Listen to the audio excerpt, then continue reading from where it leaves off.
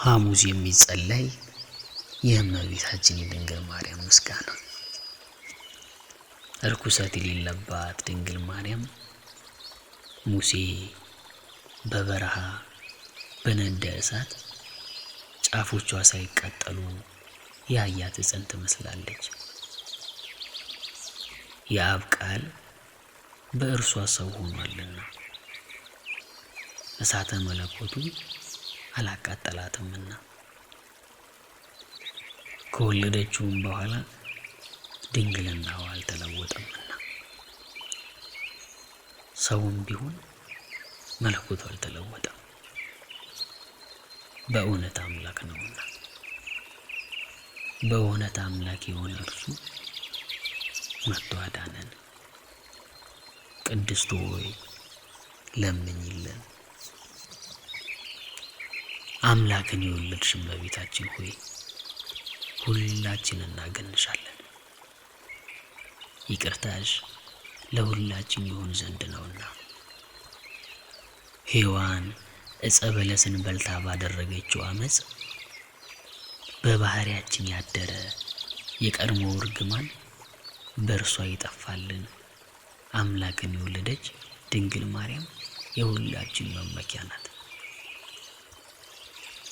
ስለ ሔዋን የገነት ደጅ ተዘጋ፣ ዳግመኛም ስለ ድንግል ማርያም ተከፈተልን። ከዕፀ ሕይወት እንበላ ዘንድ አደለን። ይኸው እኛን ስለ መውደድ መጥቶ ያዳነን የክርስቶስ ክቡር ሥጋው ክቡር ደሙ ነው።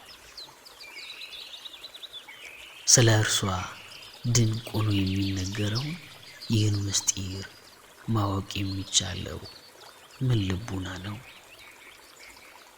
መናገር የሚቻለው ምን አንደበት ነው? መስማት የሚቻለው ምን ጆሮ ነው? ሰውን የሚወድ እግዚአብሔር አንድ ብቻ የሆነ አምላክነቱ ሳይለወጥ ከዓለም በፊት የነበረ የአብ ቃል ከአብ ዘንድ መጥቶ ልዩ ከሆነች እናቱ ሰው ሆነ። ከወለደችውም በኋላ ድንግልናዋ አልተለወጠም።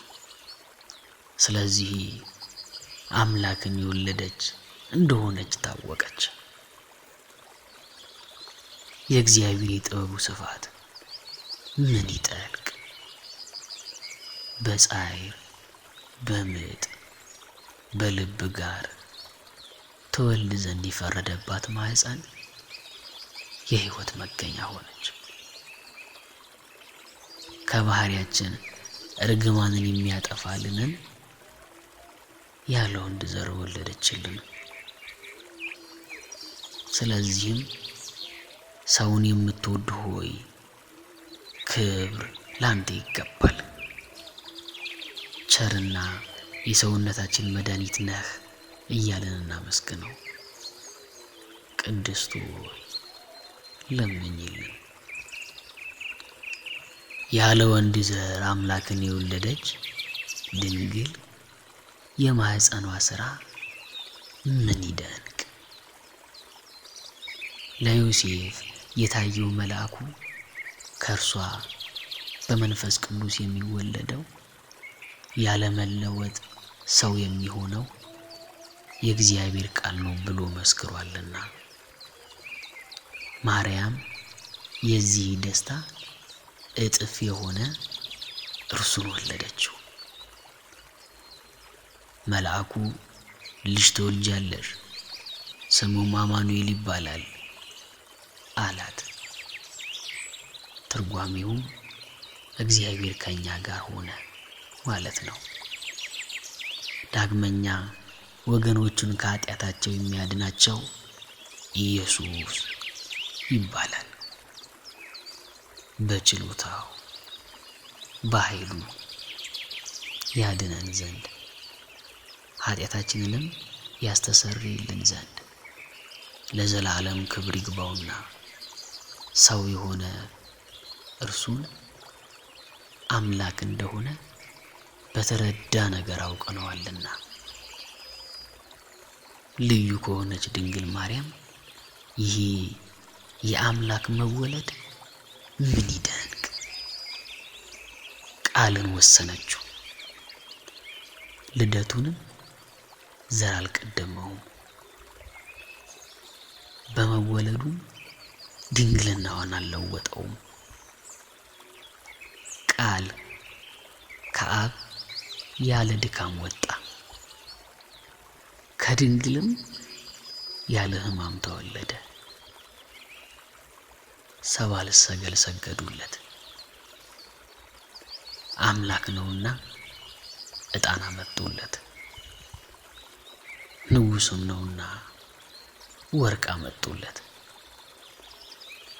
ስለ እኛ በፈቃዱ ለተቀበለው መዳኛችን ለሆነ ሞቱም ከርቤ አመጡለት። ቸርና ሰውን ወዳጅ የሆነ አንድ እርሱ ብቻ ነው። ቅድስት ሆይ ለምኝልን። ከአዳም ጎን አንዲት አጽም መንሳት ምን ይደንቅ! ከእርሱ ሴትን ፈጠረ፣ የሰው ፍጥረትንም ሁሉ ፈጠረ። ጌታ የአብ ቃል ተሰጠ፣ ከልዩ ድንግልም ሰው ሆነና አማኑኤል ተባለ። ስለዚህ ሁል ጊዜ እርሷን እንለምን፣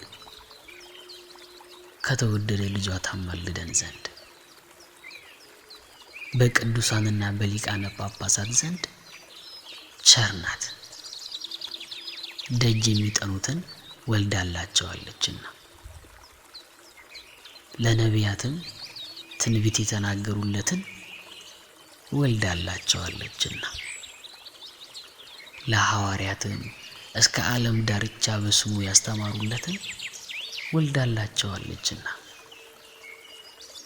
ሰማዕታትና ምእመናንም የተጋደሉለት የጥበቡ ጸጋ ብዛት የማይታወቅ ኢየሱስ ክርስቶስ ከእርሷ ተወልዷልና የይቅርታውን ብዛት መርምረን እንወቅ፣ እንፈልግ፣ መጥቶ አድኖናልና።